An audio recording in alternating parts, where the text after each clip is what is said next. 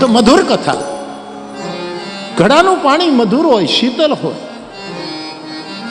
દરિયો તો ખારો ક્યાં પીવાય છે પ્રભુ, પણ સાધુઓ એને ઘડામાં લઈ મીઠું કરી અને આપણા કાનના પડિયામાં નાખે છે, આપણા કાનના રંધ્રમાંથી આપણા હૃદયમાં કથાને ઉતારે છે. મધુર કથા. શિવે આવો અર્થ કર્યો, પણ પાર્વતીએ અર્થ કર્યો. હવે ઘડામાંથી જન્મ થયો એ શું ખાપ કથા કહેશે? એટલે કથા આખી સાંભળી શિવે સતીને બેસવું પડ્યું, સાંભળી નહીં. એમ કથામાં ઘણા બેસે.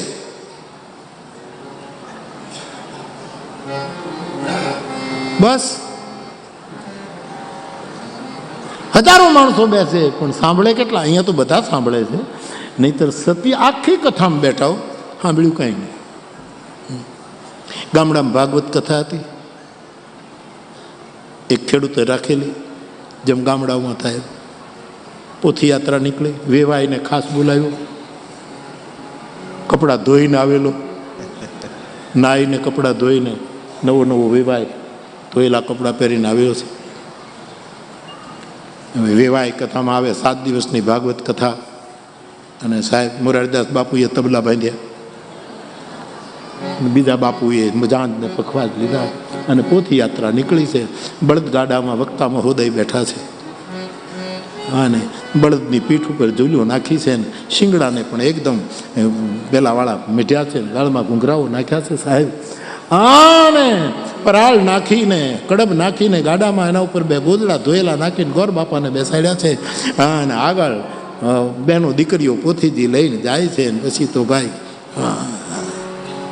ધન આજની ઘડી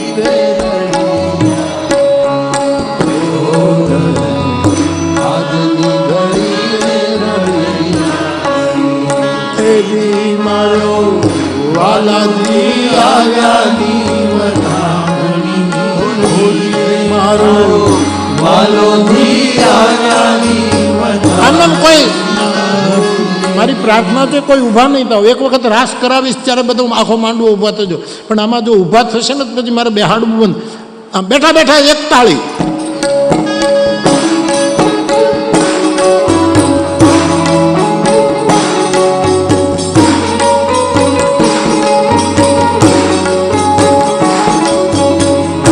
આજની ઘડી તે રળી,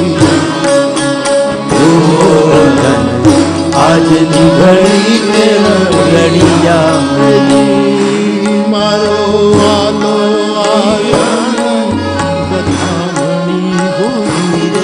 મારો વાલો આજની ઘડી તે આજની ઘડી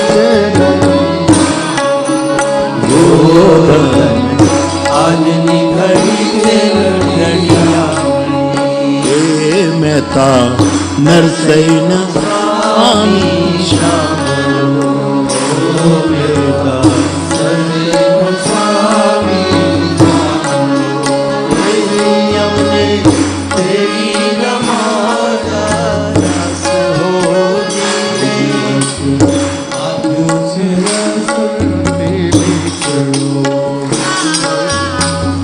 અને હામેયું થયું સાહેબ.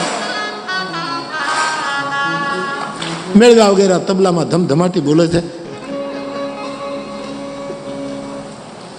અને ગરદણી જેને ભાગવત બેસાડવાનું છે એના વેવાય એની બાજુમાં ચાલે છે. ગામ લોકો ભેગા થયા છે, બેનો દીકરીઓ ફૂલ ઉડાડે છે, કોઈ ચોખા ઉડાડે છે. એમાં ગામનો ચોકીદાર, પહેલાં તો શું હતું, બંદૂક હતી ગામના ચોકીદાર પાસે, બંદૂક હોય એને એને ભરેલી. લગ્ન હોય કે મંગળ પ્રસંગ હોય ગામડા, ત્યારે બંદૂકનો ભડાકો દીગુ બાપુ ભડાકો કરે. મોટી નાળવાળી બંદૂક જે મૂળ હતી, ઈશ્વર કાકા રાખતા. ઈશ્વર કાકા બંદૂક રાખતા. હોમગાર્ડમાં હતા ને, નિવૃત્ત મારા સગા કાકા નિવૃત્ત સ્વાતંત્ર્ય સેનાની હતા સાહેબ. કાકા ઈશ્વર કાકા. અને જ્યારે નિવૃત્ત સૈનિકોને પેન્શન આપ્યું ને, મારા સાધુએ લીધું નહીં. હું ત્રિભુવનદાસ બાપુનો દીકરો, લોટ માંગીને ખાઉં પણ દેશની સેવા કરી એનું વળતર નહીં લઉં. ઈશ્વર કાકાનું આજે પણ તમે રેકોર્ડ જોજો, એને જે નિવૃત્ત ઈશ્વર કાકાએ નહોતું લીધું, નહીં. મેં સેવા કરી છે જેટલું, એટલે એને બંદૂક મળેલી ઈશ્વર કાકા, એવી બંદૂક ચોકીદારની. સાહેબ હવે ગામનો ચોક આવ્યો ને મોરારીદાસ બાપુએ ચલતી ઉપાડી.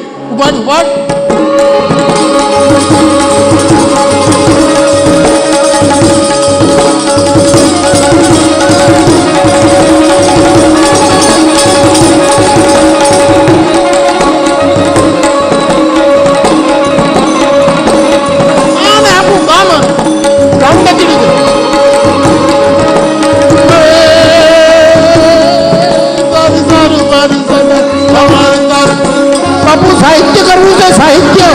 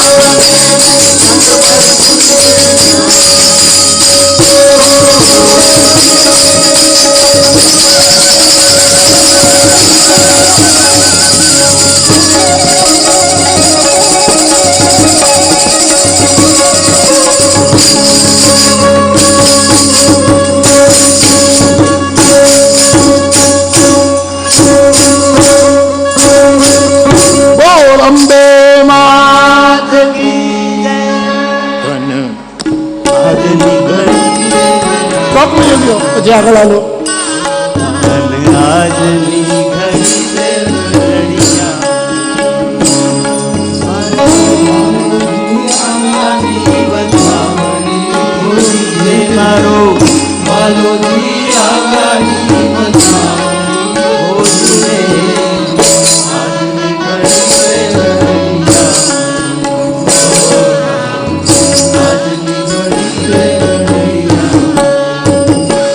ભાઈ ખેડ કરે ને એને બળદ હાંકતા આવડવું જોઈએ, ભરોટું ભરતા આવડવું જોઈએ, દાંતરડી લઈને નીંદવાય આવડતું જોઈએ, દાંતરડું લઈને લાણી કરતા એમ કથા કરવી હોય ને એને બધું આવડતું હોવું જોઈએ.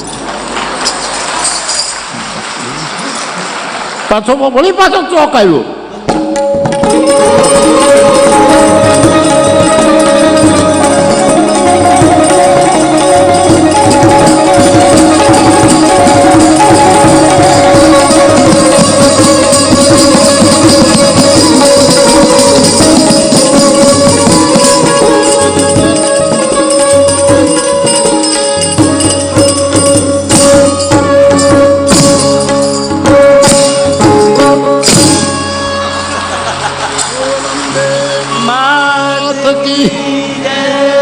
આવી ગયો માંડવો, ભાગવતની કથાનો માંડવો આવી ગયો.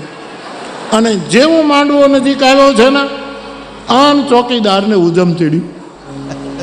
બંદૂક હતી અને ભડાકો કર્યો છે. પેલો વેવાય હતો ને એના જમણા કાન પાસે ઊભો રહીને ભડાકો કર્યો, અને એ ભડાકો એવો થયો અને ધાક પડી ગઈ. અને કાનની વચ્ચે આમ સેતુ હતો, આ ગયો તો આ ગયો. મારે તો બે બંધ કરવા છે ને, એટલે હવે રચના જે હોય મારો નાક જાણે, નાક કાનવાળા જાણે.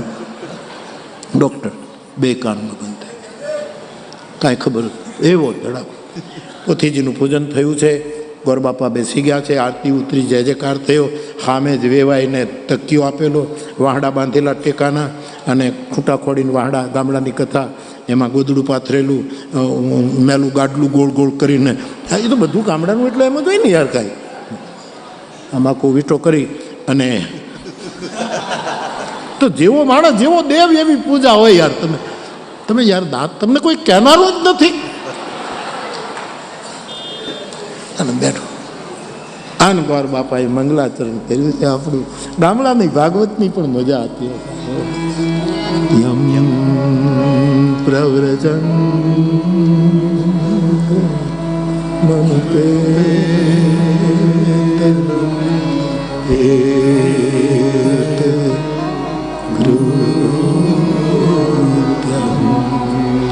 દ્વૈપાયનો વિરહ કાતર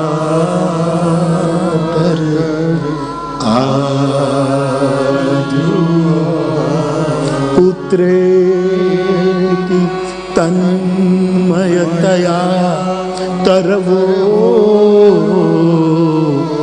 વિને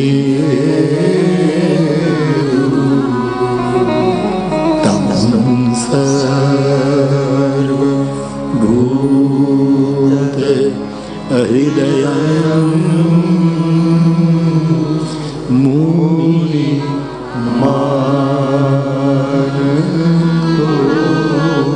બોલીએ સુખદેવજી મહારાજ સચ્ચિદાનંદ રૂપાય વિશ્વોત્પત્યાદિ હેતવે તાપત્રય વિનાશાય શ્રી કૃષ્ણાય વયમ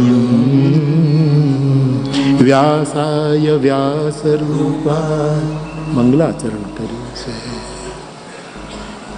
પહેલો દિવસ, બીજો દિવસ પ્રસંગો ઉજવાય, પણ આને ધાક કાંઈ સંભળાય ન. શ્લોક ન ગોરદાદા શું બોલે છે.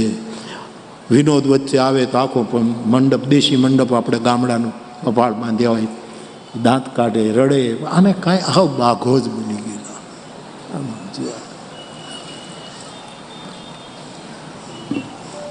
પરીક્ષિતનો મોક્ષ થઈ ગયો, પણ આની ધાકનો મોક્ષ નથી એમ.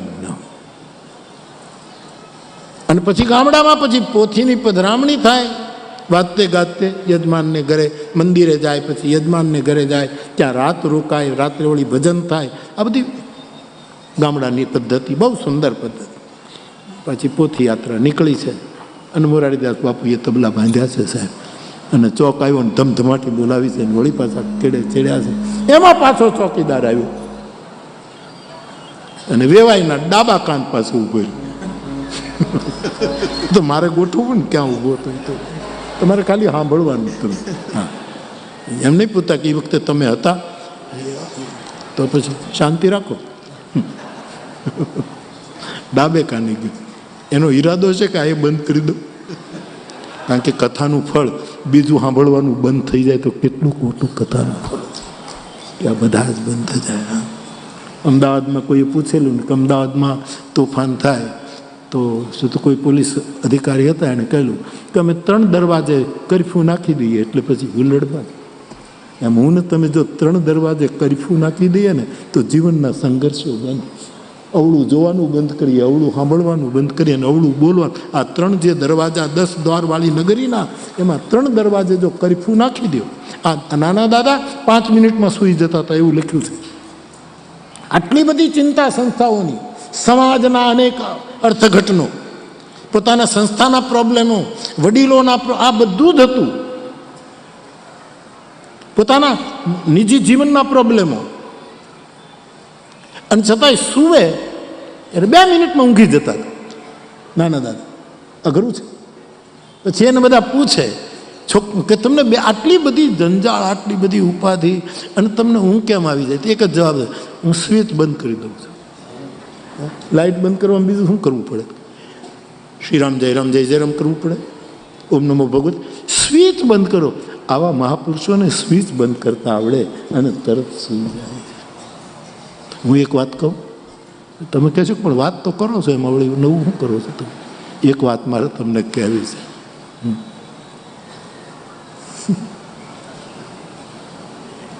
મનોજ,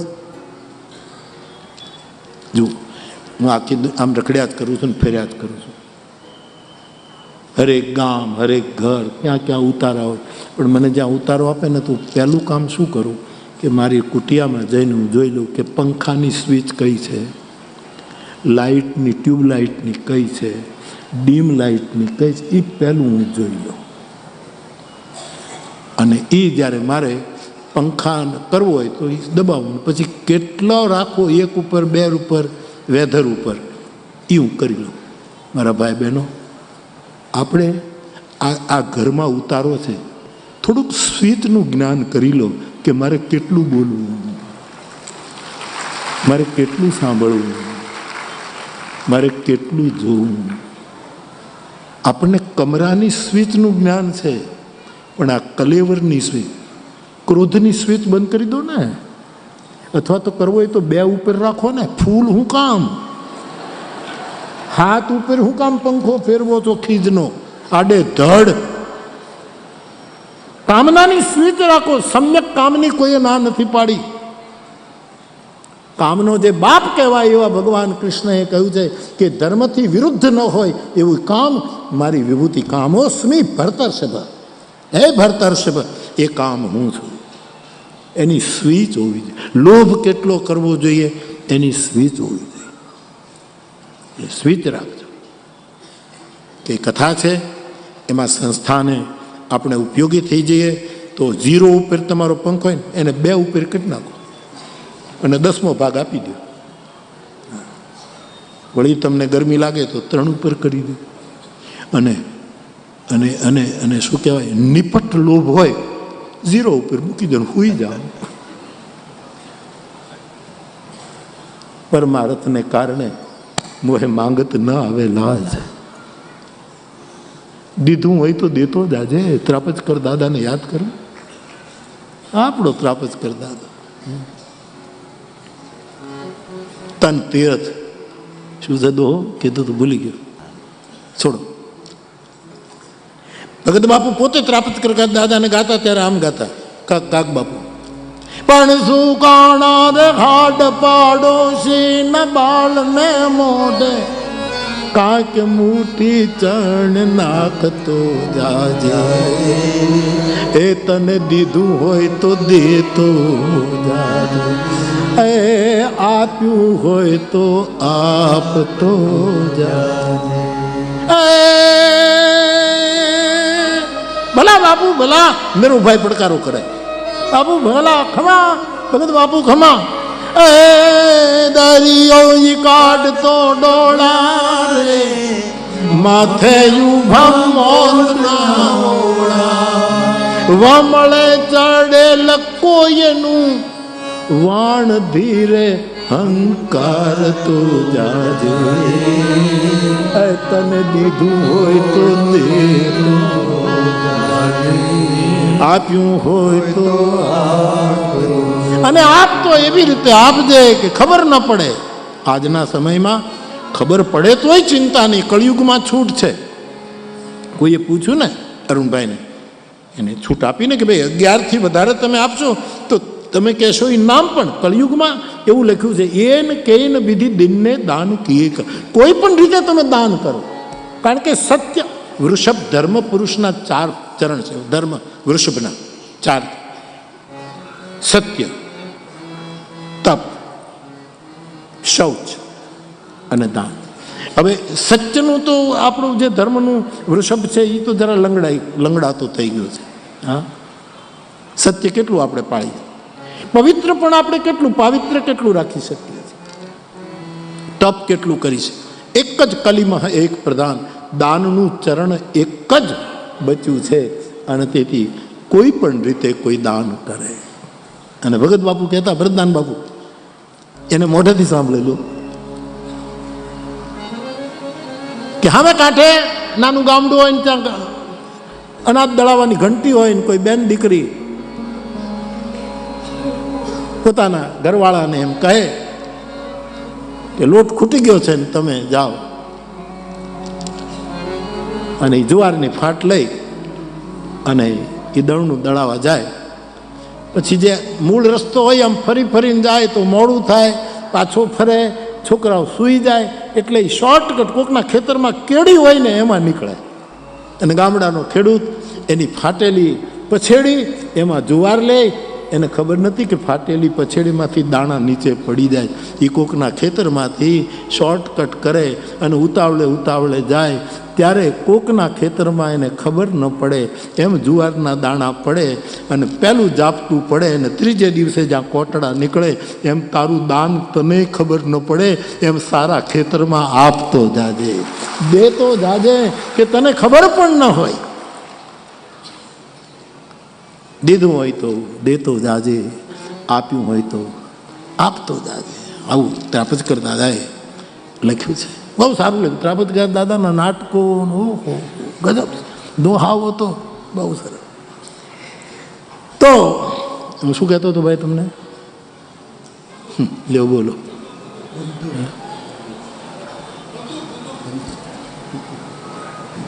હજી ઓલો આમ આમ ભરે છે.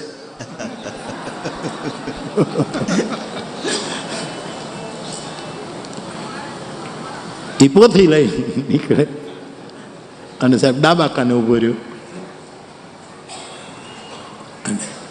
જોરથી ભડાકો કર્યો. પૂર્ણાહુતિનો ભડાકો હતો, મોક્ષનો ભડાકો હતો. સાહેબ આ વખતનો ભડાકો એવો, બે કાનની ધાક ખુલી ગઈ પણ કથા પૂરી થઈ ગઈ. એમ ઘણા ધાકુ લઈને આવ્યા છે કથામાં કે આખી કથા થાય જતી પૂરું થાય ત્યારે ઓહો બહુ સારી કથા. આપણે ખાપ સતીની આ દશા થઈ. આખી કથામાં બેઠા પણ સાંભળ્યું કાંઈ ની સોની મહેશ પરમ સુખમાની રામ કથા યાજ્ઞવલ્ક ભરદ્વાજજીને કહે, મહારાજ કુંભજ ઋષિએ રામકથા સંભળાવી પણ સુની મહેશ શિવે જ સાંભળી. સતી બેઠા હતા એનું નામ કાઢી નાખ્યું, કારણ કે ખાલી બેઠા જ હતા. આ શું કથા કહે છે? ઘડામાંથી જન્મેલો શું ખાક કથા કહે છે? કથા પૂરી થઈ. હવે કોઈ કથા કરે સાહેબ તો યજમાને એને કંઈક દેવું જોઈએ ને, આપવું જોઈએ ને, દક્ષિણા તો આપવી જોઈએ ને. એ ચાર્જ ન હોય. દક્ષિણાનો નિયમ છે. દક્ષિણા જ્ઞાનોપદેશ. ભાગવત જ્ઞાનોપદેશ એ મોટી દક્ષિણા છે. કુંભજ ઋષિને પ્રાર્થના કરતા મહાદેવ બોલ્યા, આપે અમને રામકથા સંભળાવી, મહારાજ હું આપની શું સેવા કરું? પત્ર પુષ્પ શું આપું? હું મારી રીતે અર્પણ કરું. અને તમને કોઈ વ્રત હોય અને પછી તમને સંકોચ થાય કે ના પણ કેમ પાડવીને લઈ લઉં તો વ્રત ભંગ થાય, એટલે મહારાજ આપ બોલો ના, હું આપની શું સેવા કરું? કુંભજે કહ્યું, મહારાજ રામકથાની દક્ષિણા તો તારી ભક્તિ જ હોઈ શકે. શું વિનિમય! તમે અમને રામકથા મેં સંભળાવી, હવે દક્ષિણામાં રામની ભક્તિ આપો, ક્યોંકિ ભક્તિ દાતા તો તમે છો મહાદેવ. પૂછા ઋષિ હરિ ભગતિ સુહાઈ કહી શંભુ અધિકારી પાઈ. જ્ઞાન આમ તો અધિકારીને જ અપાય, પણ કદાચ કોઈક અનઅધિકારી આવી જાય ને જો એના ભાગ હોય તો લઈ જાય. બાકી ભક્તિ માટે તો એમ લખ્યું છે